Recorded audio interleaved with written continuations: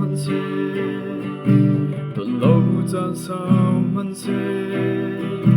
đâu ngay lâu chờ thì bằng lòng tin lại càng đốt nát gây ra thiên niềm từ thì lấy anh lòng mơ lấy kia đen lát mình gì cần khá lại dung ra đi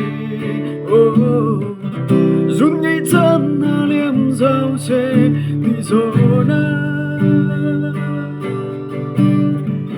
suy mi lắm thơ chữ liêm ở cùng tôi lòng mà kín nâng lê cây tuân thân ác ni cầm phăng tiếng giang phá tin cơn hát rì hồ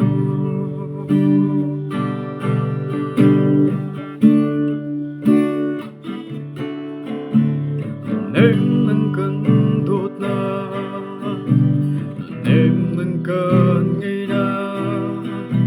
khi chung bia mến thì dùng lâu in hùng man đi cái phải thay cho nó chỉnh nha